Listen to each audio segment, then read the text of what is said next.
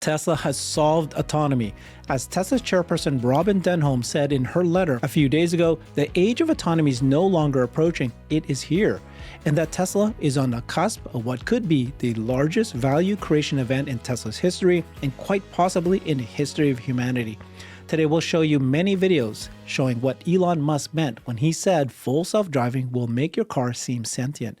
In one video, FSD saw a bus starting to drive ahead on, and so it reversed and got out of the way. In another, FSD drove in very heavy snowstorm in Quebec. Tesla made a number of announcements saying FSD is already 10 times safer than a human, that the cars have an actual profound understanding of the world, and it was trained on what amounts to over 100 years of real-world driving scenarios from a fleet of over 6 million vehicles. That is a lifetime of driving scenarios in 10 minutes. In a surprise for some, but not us Tesla investors, the latest reports have the Model Y and the Model 3 as officially the world's #1 and #2 best-selling EVs for September. New data from J.D. Powers shows massive new demand for EVs, with 60% of new vehicle shoppers are planning on an EV. Now imagine what happens when they realize Teslas are not just a normal car. Cern Basher is a chartered financial analyst. He runs his own investment advisory firm called BrilliantAdvice, providing wealth management services. Welcome, sir. Hi, Herbert. It's exciting to think that FSD is solved, right? Yeah. But solved, of course, doesn't mean that it's perfect. It just means that they are on the path to solving autonomous driving. It's closer to be accurate to say that FSD is solved than it is to say FSD is not solved or Yes. or autonomy is not here. Autonomy is here at this point, including Waymo, including Teslas, but it's no longer debate. And I'll show you stats, and I'm showing this already previous shows. Tesla's now saying that they've already saved 35,000 lives already now. Anyways, it's exciting that we can actually say this. This is a letter from Robin Denholm after the event of the annual shareholder meeting. I'm not going to read it to everybody, but you can see how she basically says deep gratitude, resounding approval, proposals 1, 3, and 4. 4, of course, is Elon's comp package. Your support for this vision, supporting Tesla to extraordinary futures, huge. You chose ambition. You chose what is possible. Anyways, I'll go through this, but I've cut out the most important statements I thought that was critical, and it was down here. That one sentence she said, it says, "The age of autonomy is no longer approaching. It is here. With transformative technologies such as robotaxi and Optimus, we are bringing AI to the physical world. The age of autonomy is no longer approaching. It is here." And then the last sentence, "We are on the cusp of what could be the largest value creation event in Tesla's history, quite possibly in the history of humanity." Boy, before I show you proof that these statements are correct, are nearing to be more correct than not, what's your thoughts, sir? Well, this is something that you and I and many others have been talking about now for quite some time, right? We've been able to think about what the future might look like. We've built some financial models around that. Yes, they are guesses, but they're educated guesses, and they've been refined over time. Elon has also given us a lot of feedback over the years about these things. And we're now on the cusp of seeing what we've been talking about, what we've been modeling, come to fruition, come to reality, right? It's not just something that's in the future. And we're right at that point. It's a very exciting time. Of course, there's still some uncertainty about the timeline and the ramp and how quick it ramps and so on. And those kinds of questions are natural, and they'll be with us for some time. But this is a great place to be. Yep. Are people going to buy a car, or are they going to buy a car that can drive itself? Yeah, the car is going to become a bit of a liability for people. It's a bit like having a smartphone versus, quote unquote, dumb phone.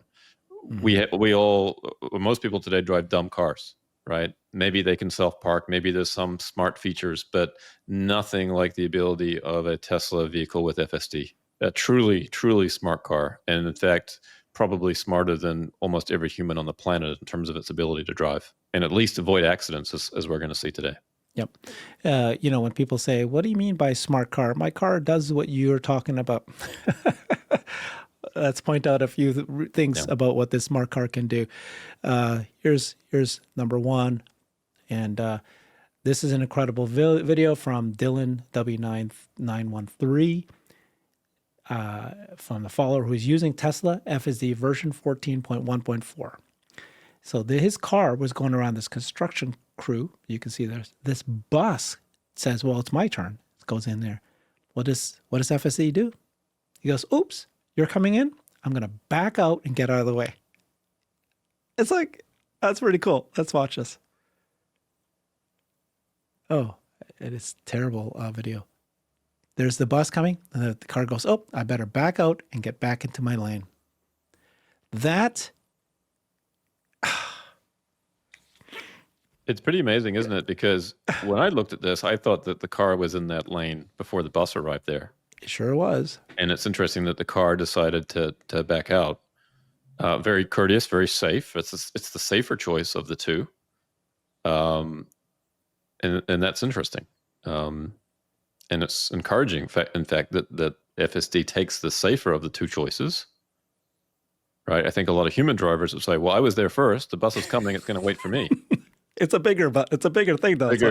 Yeah, it's a bigger vehicle. So this is impressive. You know what I thought was impressive too? Look how fast. So, okay, the bus comes and then the car gets out of the way. And it's beautiful, by the way. So think about this. It didn't just reverse. It reversed and went into its own lane. Yeah. So it knows, A, it's coming. I better get out of the way. So it backs up and knows how to get out of the way. That's very intelligent. But look at this. Look how quickly it goes. Oh, okay. He's passed me. Okay, I'm going to go. It started moving before the bus fully passed. Yeah. Yeah. No hesitation. No, what do I do now? It like as if it knew exactly the scenario. It knew that there's, that there's a construction going. So this is a temporary scenario, but it's my turn. Yeah. It's impressive. The other, so we're going to break this down because there's lots of comments by Tesla, lots of comments about Tesla about exactly this, about sentience and so forth, and Elon's comments. But another one I wanted to show was this one here. Oh, a lot of people tell us, right? Tesla can't drive in heavy rain, can't drive in snow. Yeah, here's Tesla version 14.1.4 driving today in pretty heavy snowstorm in Quebec, Canada. Tesla said your Tesla can drive itself in almost any weather under your supervision. Okay, so under your supervision, of course, is the caveat. But this idea that Tesla can't drive in weather, let's play the video and then we'll discuss it a bit more. I mean, no, you cannot see the road. It's pretty difficult to see where the road is. Yeah. I've been to Quebec. I lived there for 3 weeks. And the snow was so heavy. It literally, I'm not lying, 8 feet of snow on the left and the snow on the right banks. And yet the kids all went to school. This is nothing what we're seeing here in Quebec. It can get worse than this. And yet people are driving and people are working. Yeah, it confidently took that turn. It wasn't like it was trying to figure out where the road was. There's no road markings that are visible here. Nothing. Not even the curbs at this point. You cannot see the curbs, and you can't see that they're 2 inches or 4 inches high or whatever it is. You do see the trees, and so that's what's happening here, right? It's like people say, you need LiDAR. LiDAR doesn't work in the center. In fact, it's the opposite. LiDAR uses lasers and needs to bounce back from fog and rain. It actually bounces back and gets very confused. So people think what you need is radar to be able to get through the fog. But Tesla said, or a year, 2 years ago, Ashok Goswami said, actually, our photons, we can actually know that is, if you use LiDAR, you think it's a blank wall. But FSD, because it's using vision and neural nets, it actually knows that is fog. It knows it's fog. So it knows it can drive through that in the rain. And then here, it understands, oh, there's trees here? It must be that's a sidewalk or something, that whatever it's doing. Yeah, and it's funny because we've seen some comments lately where people were critical of Tesla braking for leaves, braking for a plastic garbage bag. So those are some of the things that you see kind of in the early releases of new models that will all get worked out. Yeah. It's actually good, right? Because it means it shows you that it sees there's something on the road. Leaves. We're not just talking, big giant things. It's leaves. It knows it's moving, so it gets worried. Eventually, it will learn, and that's the cool thing about the system. Yeah. Ashok and the team can just say, oh, okay, we have issue with these right now. In about 2 hours from now, grab me 10 million hours or whatever, 10,000 hours of leaves on the road, send me those videos, because all the 6 million cars driving, they've got access to that. And then we'll train it. That's and right. figure out when is leaves on the road an issue and when is it not an issue. Like if it's a giant pile, you definitely don't want to go through that, because it might be something inside underneath there, That's right. So this is Tesla's AI comment about this. They said Teslas have an actual profound understanding of the world. This is what Elon called mini AGI, baby AGI. So it really does understand the world. It's not just that's a tree, it actually understands just like you and I do. And my answer to people when they say, oh, Teslas can't drive in snow. Well, I said, well, can you drive in snow? Well, some cases I can, because I'm a human and I know the profound, I have a profound understanding of the world. But when it gets so much, I don't drive in the road. And so that's the answer. Teslas won't drive if it's too much snow. Simple as that. Yeah. Don't Also, drive. Herbert, I lived in Canada for 10 years. And I know what driving in snow is like, heavy snow is like. It's very stressful. It's a very difficult thing to drive in. So if you have a vehicle that can do most of that work for you, that is tremendous, right? Now, it remains to be seen how well Teslas operate autonomously in snow. I think it's only going to get better and better over time. But already they're at a pretty amazing place. Tesla said this also. So the cars are really becoming sentient, huh? They're not backing down that comment that Teslas are sentient. Elon said 100%. 100%, that's true. Yeah, I think this is something that we don't really all realize yet in terms of what this really means, right? Because we haven't maybe experienced it for ourselves yet. We're seeing some of these videos and it's encouraging. Elon talks about what happens if the cars get bored. Right? And he mentioned, I think, that he projects himself in the car. He said, what happens if I was trapped in the car? Yes. Right? Because that's how intelligent the car could become, like an Elon Musk intelligence. And he goes, well, what happens if my brain was in a car? I'd be bored, right? Yeah. And it's interesting that he's thinking that, because that's telling you something that this is a potential issue. Right? You've got these super smart machines just sitting around doing nothing, and all they get to do is occasionally drive. Which, when you and I drive today, 90% of the time, it's like we don't even know we got from A to B, because it's like it's not using up much brain power at all anymore. Right. That's right. Yeah. Oh, man. Yeah. Anyway, so that was a good first example, one example of what do you mean by sentient? Well, that is, I don't know. Could you have coded that? I guess you could have coded it, but I don't think so. A little bit of a side note, we'll come back, as I kind of like this comment from Viv. She said, how can you believe AI is a bubble when AI lets my truck drive itself from point A to B at the push of a button? That's true. I know that Nick Gibbs points out that AI is not just one thing. AI is not everything. AI for LLM is very different from AI from real world. I get that. That's true. But, no, we're in the early days. Okay.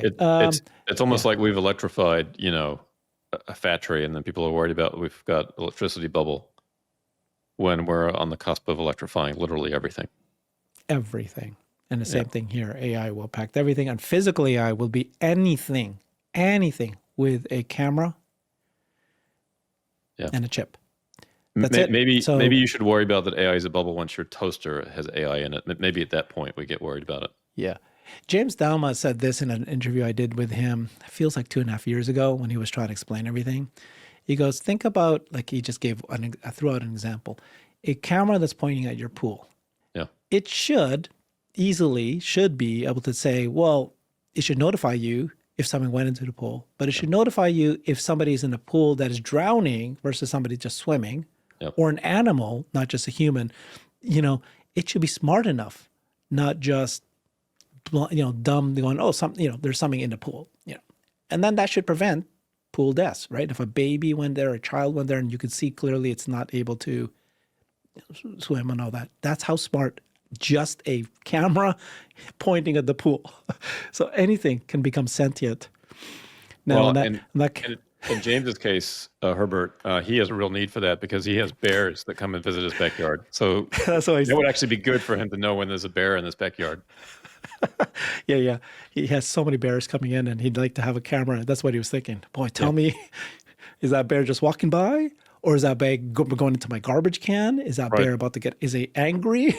And which bear is it? Cubs? This bear has been there 3 times today and he's hungry, or this is one that was last month and he's just passing through.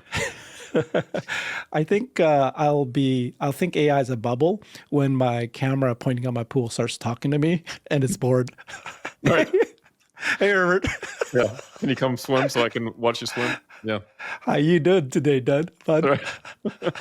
You want to swim today? Come on, please go swimming today. Please. I'm bored. Well, that may be the world that we're heading towards. Yeah. Oh, God, I don't want that. Okay. So most important, of course, why we care about FSDs, not only because it's autonomy, but it's safer than humans. I don't know how many times I've reported this. Humans are terrible drivers, and we've accepted it. 44,000 deaths per year in the U.S. alone. 2 million plus serious accidents, serious, complications. And, that's like we're accepting a jumbo jet falling out of the sky and killing every day people. and a half. Yeah. Every day now. Not a big deal for anybody. They said, that's fine. How dare you test autonomy? And so Tesla in North America has posted this morning or yesterday, already 10 times safer than humans. 10 times safer than humans today, now. And it's only going to get better. So this is why Elon was so confident, saying that I think regulation will, as many Cybercabs we produce, as we produce them. By the way, what's your comment to that? Do you think that that's pretty well going to be lockstep? Oh, I think so. I mean, this is just, it's going to be 100 times safer, 1,000 times safer. This is just a signpost along the way in this progress, right? But by the time they create 100,000 Cybercabs, the safety level of this will be so good that regulations will just open up, and they will not have to sell Cybercabs as drivable cars. It should, and if it doesn't, then it tells you that regulators are more politically motivated than they are actually motivated by human safety. And I think that would cause an uproar pretty quickly because most people don't want their loved ones to die. Yeah. So this is, I shared this with Jeff's show a couple of days ago, and I just want to show it again because I think it's critical. This is Clifford. You and I met him at the annual shareholder meeting. He lives here where I live in Northwest, and he was driving back from Austin. He drove there, I guess. He drove back through North America, New Mexico, and this is what happened to him. He's in a Cybertruck. He's driving along nicely. Luckily, he was using FSD. And then this happens. There's a car screaming at you. The car on its own dodged it. It's absolutely insane. And do you know why he stopped and parked here? I was going, why did you stop and park? Apparently, the car hit him and he had a broken mirror, busted window. Yeah. So that guy even stopped too. Yeah. I mean, this could have been a horrific accident for Clifford, for the oncoming car, for other cars on the road. This is crazy. It looks like good visibility. I mean, I don't know why that other car was in that lane. Trying to pass, I guess. Yeah. But obviously he could have seen the headlights of Clifford's Cybertruck. I'm glad that Clifford is still with us today because he might not have otherwise been. Super nice guy. I enjoyed meeting him at the annual meeting. So yeah. Another life saved. Thank you, Tesla. Yeah, I apologize to the people who already saw me do this segment with Jeff a couple of days ago, but I mean, it's part of our conversation right now. 35,000 less fatalities, 85% less crashes, 2 million less injuries. This is FSD smarter, smoother, and safer. Okay, so this is released by Tesla, which I think is very important. You're going to watch a series of videos that Tesla FSD was trained on. It's trained on what amounts to over 100 years of real-world driving scenarios from our fleet of 6 million vehicles. 100 years of real world driving scenarios, a lifetime of driving scenarios in 10 minutes. So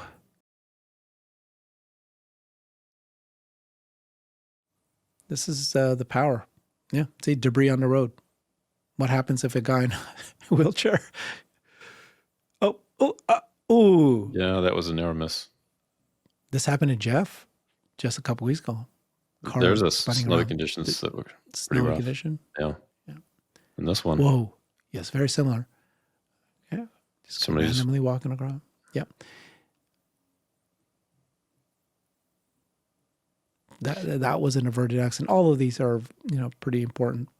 And everyone that's watching this can conjure up in their mind situations that they've seen, experiences, hopefully not oncoming cars, but most of us have experienced cars that crashed, in front of us, behind us, near us, people randomly walking out in the road, animals, debris. There's so many situations that we've all experienced in our lives. And hopefully most of us, haven't had any issues hitting people, cars, debris, but we know that happens. We know that people are injured. We know that people die from these kinds of things, not just other motorists, but pedestrians and all kinds of crazy things. Kids chasing a soccer ball onto a street. FSD can probably prevent 99% of that stuff. Yeah. Right. And collision avoidance. So, just like we saw with Clifford's thing, where we're talking split-second decisions, right? So this car is driving along. The car has collision avoidance. So it knows, obviously faster than you and I can never react to this. Okay, this car's coming. Now, which way is this car going to go? It's going to go to the left? It's going to go to the right? It's like, oh, which way? Yeah. You don't know, right? And then you have to react quickly. Okay, I'm going to go to the left, Okay, whoa. And that other video with the white car oncoming, the white car was swerving left and right, so that Tesla also had to make some decisions about that. So that's hard for a human to do in that moment, is to pick the right direction. Yeah, split second again. Yeah. And then what Jeff was saying is oftentimes you do the right move, but then you overcorrect, right? Because you're like freaking out. Oh my God. And then you're like, whoa. And then that's what causes your own accident. What's really cool about everything we just saw, here's Yun Tatsai, who's an AI engineer for Tesla, part of the autopilot team. He said, that's not world model simulation. This is not simulation. These are real videos that real Teslas had to experience. And then they grabbed millions of these, and then that's what they trained them on. All of that happened for other Tesla drivers. And they've got 100 years worth of that. That's the only way to do this, is you can't just use simulation. You can use simulation to then create variations of this, but you needed all these different, who knew this was going to happen, right? That's what happens in the real world. So, okay, so we talked about how incredible FSD is, it's become sentient. And then I want to talk about how shockingly, or for many people, not us, for everybody's shocked. Model Ys, Model 3 is officially number 1, number 2 best-selling EVs, and people actually like electric vehicles and they're going to buy more. And then the question is, what happens when they realize that Teslas can actually drive themselves? This is happening before Tesla, they even know. I think most of it is they have no idea. A stat that I've been repeating to people is Omar Holmar's catalog pointed out that today only 0.5% of all miles driven in the US is using FSD. So it's like tiny. Nobody really knows this exists. Yeah. Yep. Tesla Model Y and Model 3 are officially the world's number 1 and number 2 best-selling EVs for September. 141,067. Tesla dominates the global electric vehicle market. Here's the stats as of September. I guess Wuling, Mini, even the tiny little Wulings that are like, I think Brian White points out that Tesla's margin is higher than the cost of this car. The Xinguan, like they're tiny, like a BYD, but they're like, $5,000, $10,000, $20,000 kind of scenarios, right? Maybe the BYD Seagull is closer to Model 3. And then you got the Xiaomi YU7 they just launched. So, YU7 could become a competitor, but certainly, that's what it is today. And Elon said Tesla. Thoughts on that? Well, thoughts on that is just in my discussions with people, I am sensing an increasing awareness of EVs, an increasing awareness of the safety of FSD. I personally know some people who recently purchased a Tesla for the first time that were sold on the safety features of the car. And I've personally talked to other people who had never wanted to own a Tesla before, but had heard from a friend or taken a test drive from a friend and experienced Tesla and is now in the process of changing their mind about wanting a Tesla. And so we actually may be pleasantly surprised as word continues to get out about how good FSD's become, how safe FSD is. And of course, once we get to that moment where you're allowed to text and drive, that's the killer app for FSD right That's there. a killer app. Yeah. People will learn of that very quickly. The person, just the average person will be driving and doing their makeup, and then they're texting, and then they'll just, I texted all the way on my car drove me. Then that's going to go. Well, imagine the Instagram and TikTok videos that will come from that, because everybody will want to show that they can do that. Hopefully it's not dangerous. Others will copy them, not using Tesla's FSD, Right. But, okay. So here's the latest stats by JD Power saying that EV demand is growing. So 60% of new vehicle shoppers now plan to consider an EV in the next year. That's up from 52% in September. That's a big jump in 1 month. 94% of current EV owners say they'll buy electric again. So this matters. One is, if you've bought an EV before, 94% will buy one. So that means it is good, better, and they want to buy one. And then the number of people who are considering an EV is growing as they realize that EVs are better cars. And then this, why they think it matters is because as the leases end, they're set to return 243,000 EV leases are set to return next year. That sets up more people buying it. So this is post credit. So even though the incentive has gone away, it's they think that actually this may not reduce the sales next year because it could drive new demand. The other thing too, Herbert, I think that we're seeing, and I'm seeing personally, and we're hearing about, is that a lot of Tesla vehicle owners go out of their way to show their vehicles to other people, let them sit behind the wheel, take them for a test drive, and let people drive their vehicle. At this point, I can't tell you how many people I've let drive my Cybertruck to experience that.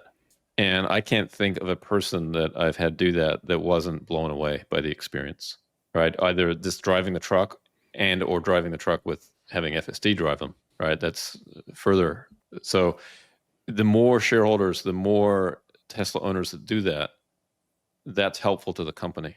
So if you're a Tesla vehicle owner and you're not doing that, if you're not actively showing your vehicle to other people and letting them experience it, please consider doing so. You're going to help Tesla, but you're also ultimately going to help save lives. So, Cern, what do you think when Elon said that the volume of Tesla sales next year is going to grow? I think he said 50%. You pointed it out, right? 50% growth next year. That's a crazy number. Is he thinking because of FSD? When FSD is at this level, demand's going to go up much higher than we realize. Well, he could be, because I don't think that the volume of new cybercabs would account for that growth. It would be very difficult to have that kind of cybercab production to account for the growth. So it has to come from somewhere else. It has to come from the existing, lineup of vehicles, more Model Y, more Model 3 sales principally. And I think Elon, he's pretty confident that will drive new vehicle sales and FSD sales as well. Yeah. Yeah, I think the way it's going to work is, how they just launched a rental program, a monthly full in with FSD rental program. That's their way to test this monthly pricing.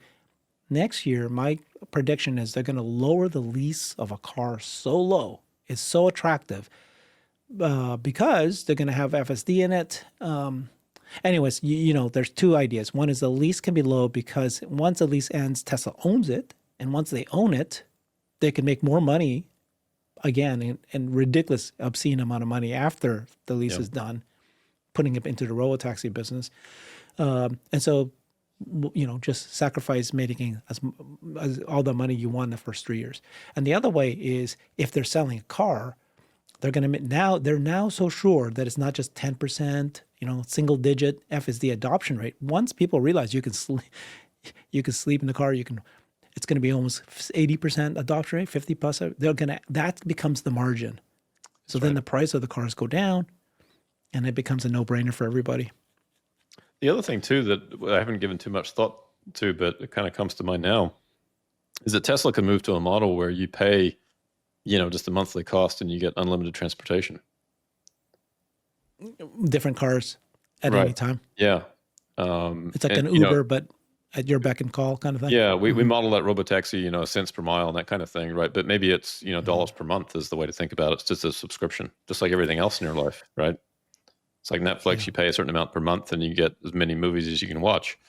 Maybe transportation will get to that point too. People have a certain, I think, budget for transportation, like a monthly budget, and you just have them pay that, and they get all the transportation that they need. Yeah, I think Farzad made a post about that. Then he said, like, oh, this weekend I want the Roadster. This Friday I need to drive. I need to do helping my friend move. I need the Cybertruck. Yeah, that's right. Let me try the performance model. I want to look cool, whatever. Then give me the Model 3, something like that. Oh, I've got family coming. I'll do the Model Y with 6 seaters. Oh my God, very cool. Thank you, sir. Appreciate you doing these shows with me. Joe Bacti was busy this week, so appreciate you filling in for him. Follow Cern at Cern Basher and check out his website at BrilliantAdvice.net. Thanks, everybody. Thanks, Herbert. I've created a website that is the most comprehensive resource for the Tesla investor. Please check it out. Simply go to my website at herbertong.com.